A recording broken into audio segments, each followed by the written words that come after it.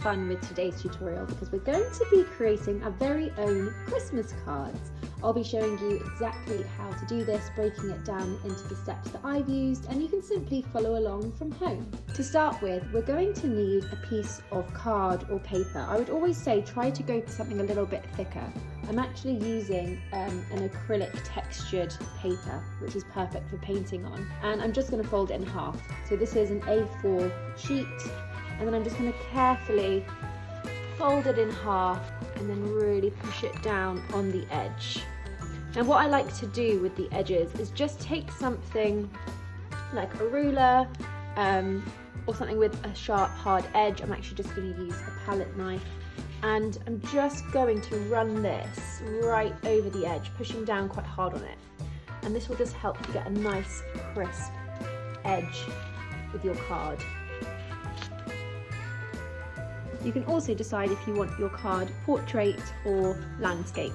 Totally up to you, both of them work. Before we get started with our design, I'm just going to talk you through some of the art bits that I'm going to be using for this Christmas card. So I've got a pencil over here, a tiny small little pointy paintbrush, some kitchen towel, a cup of water, palette for my paints, and then I've got my acrylic paints. So you can use any colours that you want for this painting. I've actually got some burnt umber here, which is more of a brown pigment, so I think I'm going to be using that. If you don't have brown paint, please do not worry, because you can mix up your own brown. So if you did want to use brown and you haven't got any available to you, but you have got the primary colours, all you need to make brown is the 3 primary colours, so that's blue, red and yellow, and then I would also just mix in a little bit of white and a little bit of black, and you can make all sorts of different brown tones just by using those 5 shades. So you can have an experiment with what you're doing. You might want to make a darker one, in which case you just need to add a little bit more black.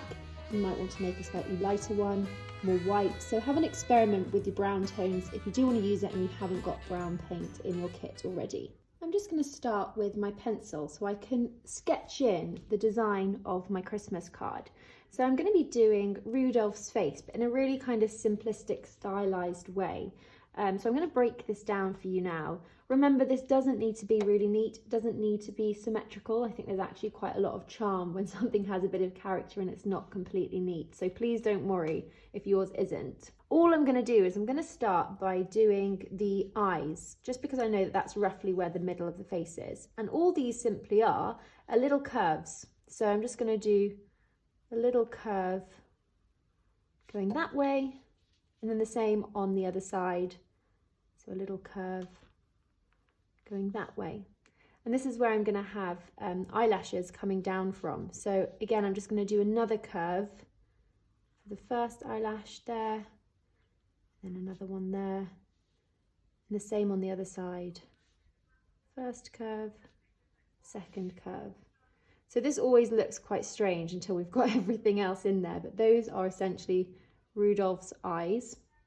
We can then add in Rudolph's nose, which will just be down here, and we can just do a circle for that. And it's actually up to you what colour you want to do Rudolph's nose. So I'm just going to sketch in a circle. I'm only pushing down quite light with my pencil because we want to be able to easily cover this with the paint. And remember, once we go in and paint on the top, we can kind of change up the size of these shapes as well. So next up, we have got Rudolph's ears.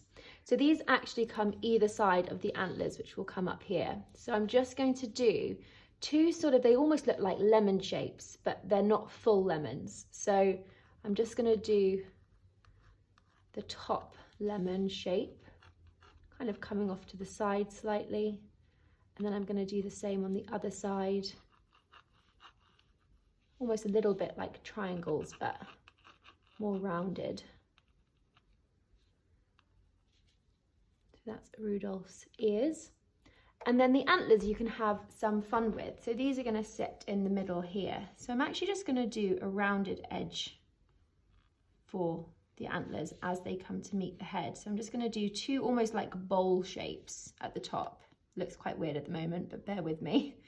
And then we can just curve these round, and they're kind of a little bit like branches. So you have them coming around and you might have a bit sticking out. Bring it back in. Another bit comes to a point. kind of curves round. Remember the antlers kind of come in all sorts of different shapes and sizes, so don't worry if yours doesn't look like mine, and also if they're not symmetrical, because we don't need them to be. And then you can kind of just bring it back round to meet that initial bowl shape. Again, always remember that with these marks, we can make them bigger when we go in with the paint. So I'm going to do the same on the other side, sticking to a similar formula. So I'm just bringing this round. We're going to have one of them coming up like this, back round, curving it up a bit at the top. You can even have them coming off the top of the card as well if you want to. So now we have the very rough design of Rudolph. I've actually left a little bit of a gap down here underneath where the nose is in case you want to write anything. You might want to have some text there, or you might just want to keep the front quite plain. All we're going to do now is move over to our paint colours. So this is up to you. You can really decide what kind of paint colours you want to do for your own painting. You might even want to go rainbow coloured and multicoloured, which is always quite fun as well. So I'm just going to start by adding the paint colours that I want to my palette now. So I'm going to start with a little bit of white paint. I'm then also going to add in some black. I'm going to add in my burnt umber colour. I'm then going to add some red. Now we can begin the fun bit, which is mixing up our colours and painting in Rudolph. So I'm going to start from the top down, just because then your hand doesn't smudge the rest of the painting. So I'm going to start with the top of the antlers. So I just want to mix up a really dark brown for this. I'm just picking up my paintbrush, dipping it in my water. I'm just going to mix up this colour now. So I'm just going to scoop up some of my brown burnt umber paint here and just move it over to a different dish.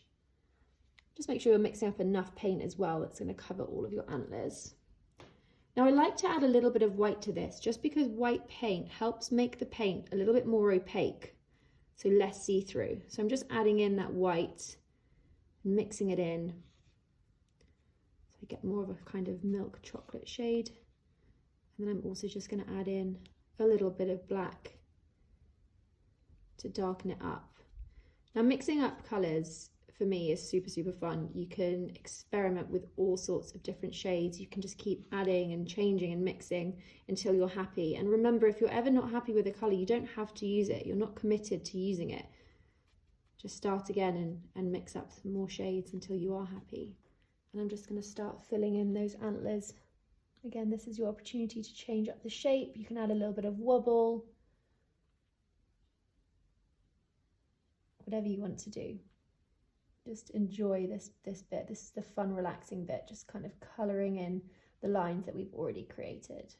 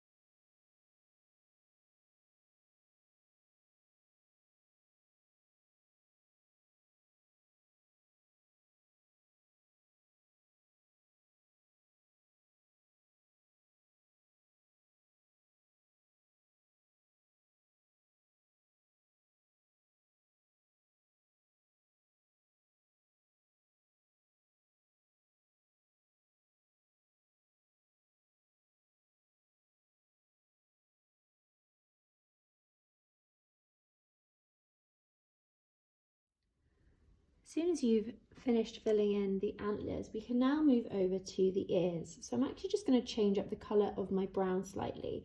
And what I'd like to do is I'd like to do a more kind of definite outline of the ears, but more of a wash consistency going into the middle, just so it looks a little bit more like a watercolour painting for the ears. And I'll show you exactly what I mean by that.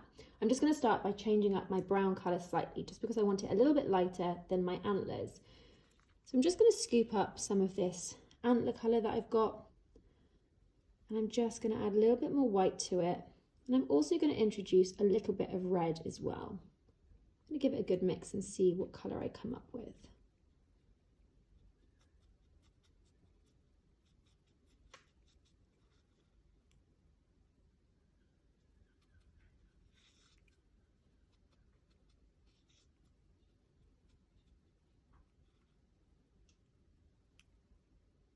So I've got a slightly lighter shade of brown here. So what I'm going to do is I'm just going to carefully add this to the outside of the ears. So what I like to do is just prepare my brush. So picking up the paint, you can just find an empty bit of your palette and just dash off any of the excess, just so you haven't got too much paint on there. And then I'm just going to focus this shade along the outside of the ears. So literally just gently pushing down, just drawing around the outsides with that colour.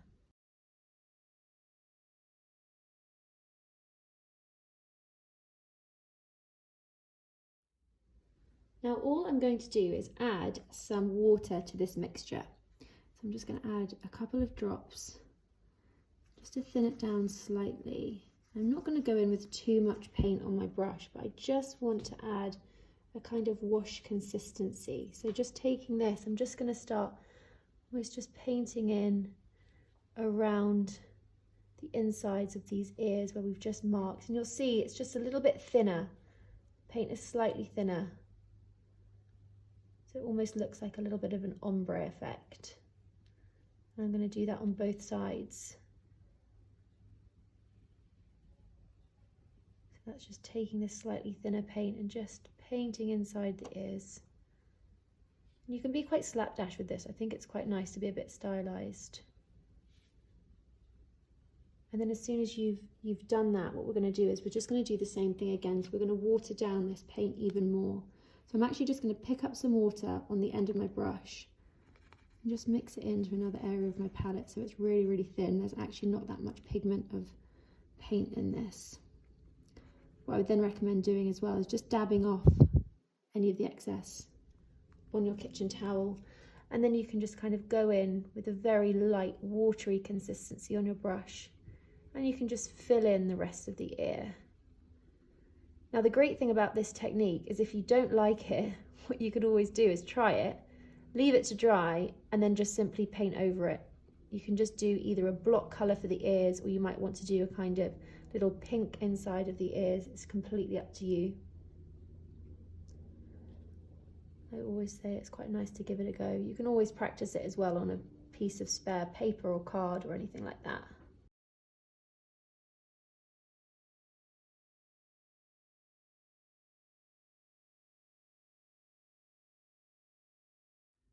I'm now just going to move over to my slightly smaller brush, and I'm just going to pick up some pure black paint, and all I'm going to do now with this pure black is actually go over where we've drawn in the eyes and the eyelashes.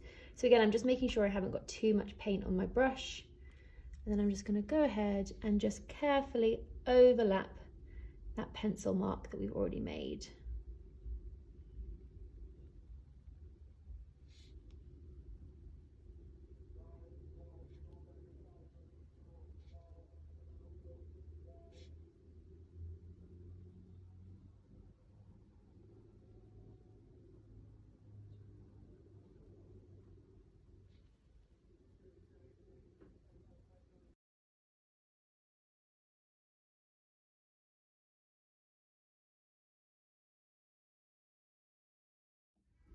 I would then just give the brush a good wash in the water. You can now decide what colour you want to do for your Rudolph's nose. So I'm going to go for a kind of lighter pink, I think. So I'm just going to pick up some of this red and move it over to a different dish. And then I'm just going to pick up some white paint. I'm just going to keep mixing that in until I'm happy with the shade. Once you're happy with the colour you've made, we can just go in and fill in Rudolph's nose.